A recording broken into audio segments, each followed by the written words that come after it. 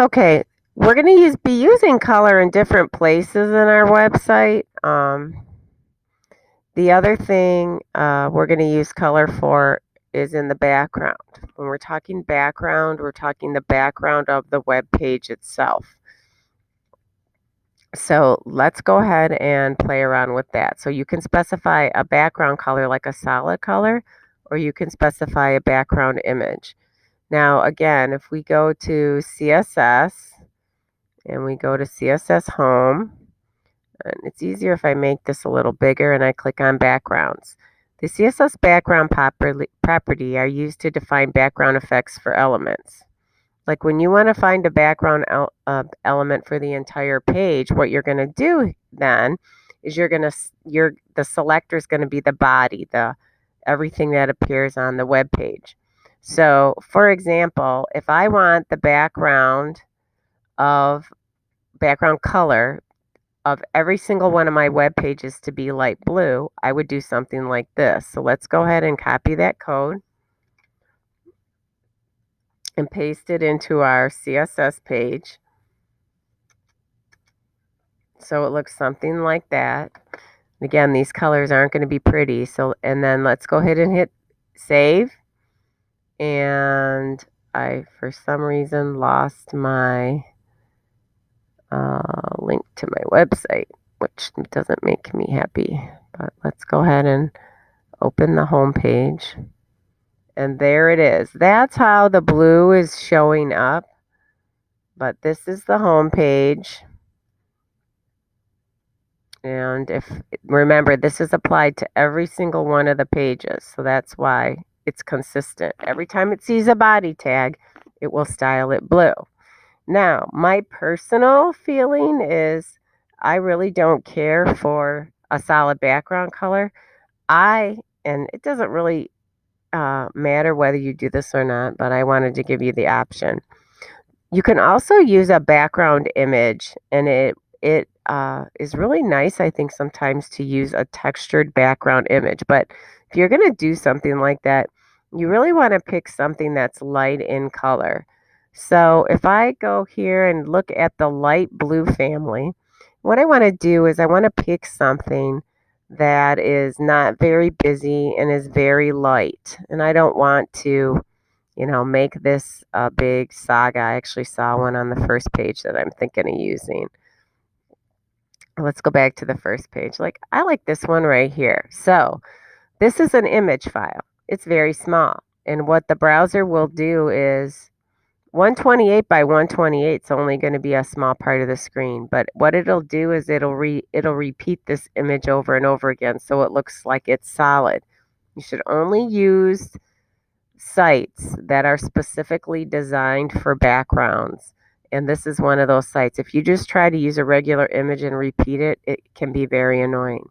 So what we need to do is get this image file in our directory. So if you click on this, it's super easy. Just right click. You probably could have even done it from that other page. Save image as.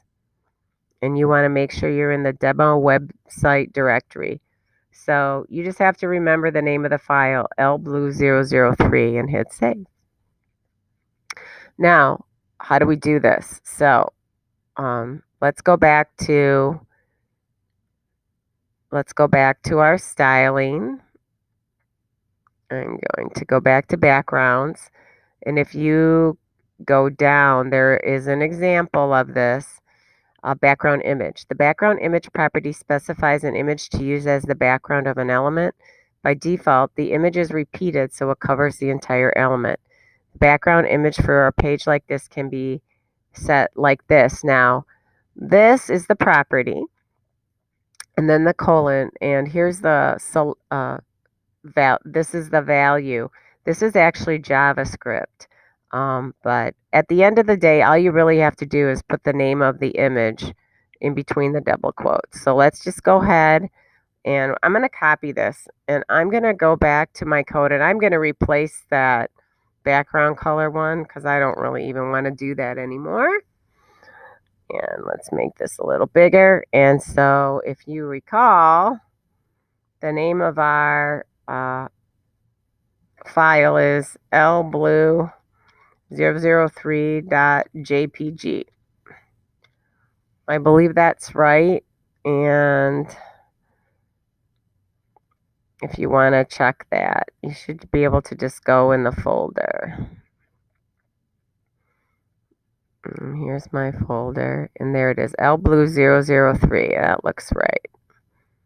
Okay, so now as soon as I save that and go back to my website and I start refreshing, I can see that textured background is on every single page, and I can go ahead and cycle through all of this. Now, one thing that, let's see where we're at in our document. So the next thing we're going to learn how to style are tables. So let's go back to CSS and click on CSS tables. And I had been in here earlier, so I think it's not on the, I don't think it's on the home page, but that's okay. All right. So one thing that we didn't like about our tables was that it had no lines. So let's go ahead and take care of that first. So the first thing we see when we get into tables is the table border. Now to set a border, there's a special syntax that you have to use. So this example is going to give me a black border for anything involving the table, the header cells and the data cells.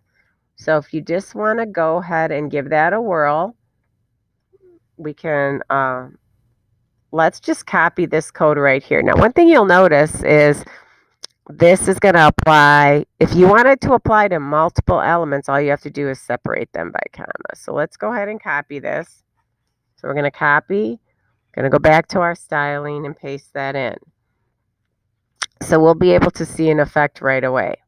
So if I go back to my home page and I refresh and I go down, now you see that you have lines on this page or border, the pizza one, and my favorite candy.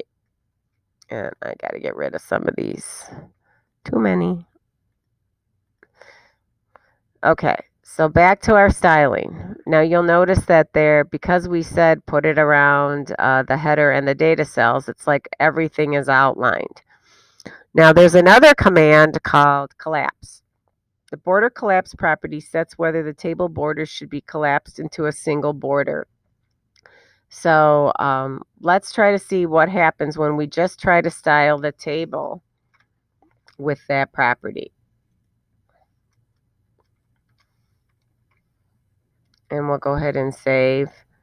And I don't think we need to do them all. We'll get the hang of it. So now we have something like this styled. So we have collapsed the property. If you don't want to use that, you don't have to, but I just thought we would give it a try. So if we keep going down, notice that if I got rid of these right here and just styled the table after I collapsed it, I think it would look differently. So if I only style around the table, we would get something like that. I don't think that's what we want. So I like it the way it is. Now, width and height are used in a lot of different places for styling. So if you say width 100%, it's going to stretch the table across the entire page, which is pretty obnoxious, but it is an option. Now, when you are specifying a width or a height, there are different ways to do it. You can do it in a percentage. So the percentage is going to be the percent of the body, how far it stretches across the web page. And for right now, we just assume that our web pages stretch across the entire web page. And then the height, if you don't want to do by percentage, you can do it by pixel or another unit called EM. So I'm going to go ahead and stop this right now and pick up in a second.